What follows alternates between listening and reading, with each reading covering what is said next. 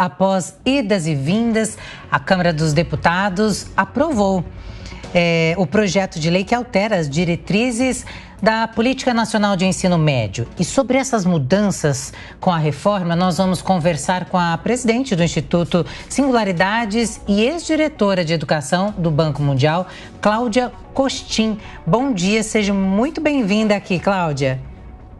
Bom dia, Elisângela. É um prazer falar com você e com os assinantes da Jovem Pan News. Já começo perguntando para que todos entendam quais as mudanças, então, que podem acontecer aí no ensino médio.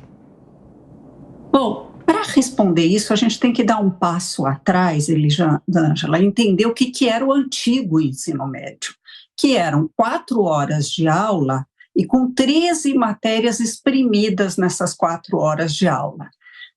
É diferente do que fazem praticamente todos os países de mesmo nível de desenvolvimento que o Brasil.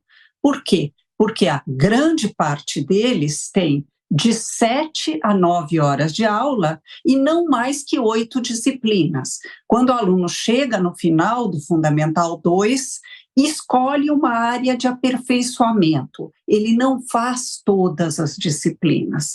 O Brasil, em 2017, optou por seguir o modelo internacional que funcionava melhor.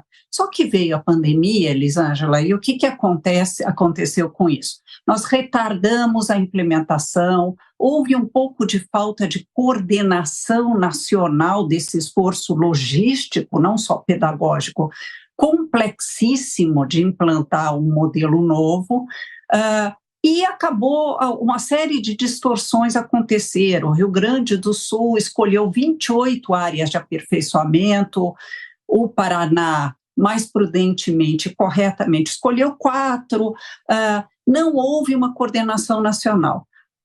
O atual governo chegou e falou, vou dar um freio de arrumação nisso, e resolveu fazer isso por meio legal, por meio de um projeto de lei. Eu não sei se eu faria a mesma coisa, mas tudo bem. Fizeram e gerou-se uma polêmica enorme, com resistência corporativista a que se continuasse com esse ensino médio renovado, mas com algumas distorções e com alguns problemas. Eu acho que é um avanço esse projeto de lei que foi votado na Câmara, porque define mais ou menos de onde tem que vir os itinerários formativos e dá mais tempo para o ensino técnico e profissional, que é muito importante que o Brasil avance nesse sentido, de ter mais alunos fazendo ensino técnico e profissional. Pois é, Cláudia, e na sua avaliação, esse modelo se adequa melhor à realidade brasileira, em que há uma dificuldade de manter as crianças na educação, tem um problema grave de evasão escolar, de jovens, adolescentes que começam a trabalhar muito cedo, abandonam os estudos. Será que incluir um ensino profissionalizante é uma forma de encontrar um meio termo entre permitir a entrada no mercado profissional, mas mantendo os estudos? Será que pode ser uma boa solução? Sim, Vitor, é importante o Brasil avançar nessa agenda. Eu acho que nesse ponto os especialistas são unânimes. Nós temos só 10% das matrículas no ensino técnico profissional. Nós temos que avançar muito mais e também para aqueles que não forem fazer o ensino técnico profissional, né, uma boa parte dos jovens querem fazer ensino técnico profissional, eles não conseguem.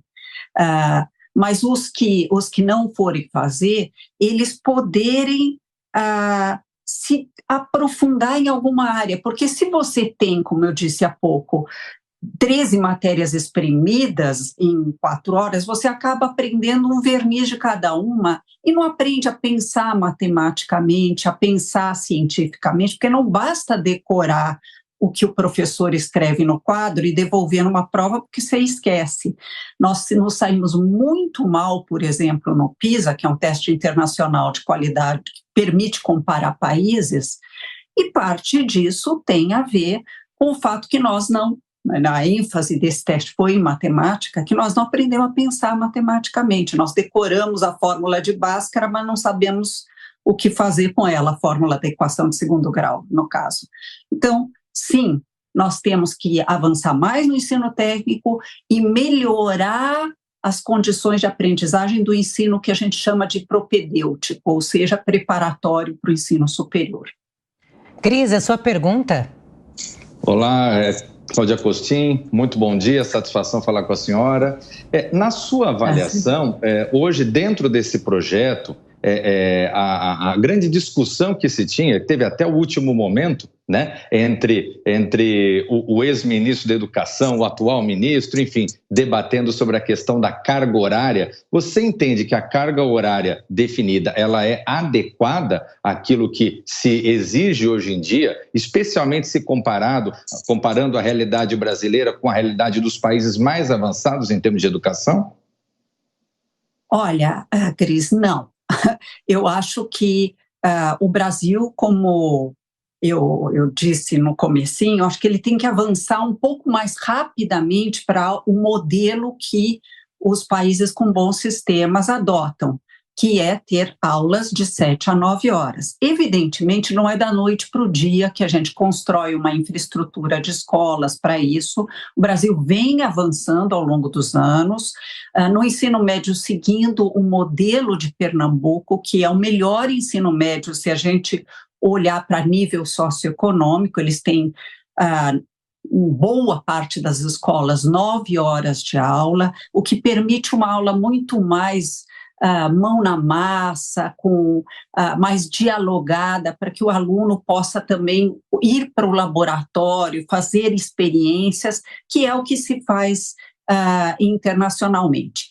A carga horária definida no projeto de lei, que eu acho que é isso que você está perguntando, Cris, ela ainda está muito alta para a formação geral. O que quer dizer isso? São 2.400 horas para o ensino preparatório para o ensino superior, para aquele que não é técnico, o que permite pouco tempo de aprofundamento, né? Quer dizer, o aluno que está ainda no tempo parcial, ele vai ter pouco tempo de aprofundamento. E lembrando que agora o aprofundamento não é mais com itinerários formativos que vêm da cabeça de cada escola ou de cada professor. É muito mais uma coisa estruturada, definida em cima das 4 áreas de conhecimento. Então, é muito mais acadêmico. Então, ele pode escolher conteúdos, um itinerário mais voltado à matemática ou mais voltado a humanidades,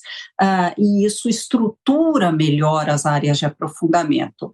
Mas no caso do ensino técnico, baixaram para 2.100, que permite que mesmo no ensino técnico em tempo parcial, algum aprendizado adicional aconteça. Eu baixaria mais um pouquinho, lembrando que, por exemplo, para formar um técnico em enfermagem ou para formar um técnico em mecatrônica, você precisa de tempo, e um tempo também ligado à experimentação.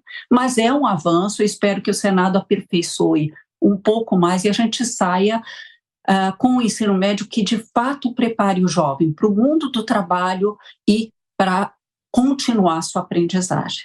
Muito bem, nós conversamos com Cláudia Costin. Muito obrigada pela sua participação aqui no Jornal da Manhã. As informações foram esclarecedoras. Muito obrigada. Eu é que agradeço. Obrigada.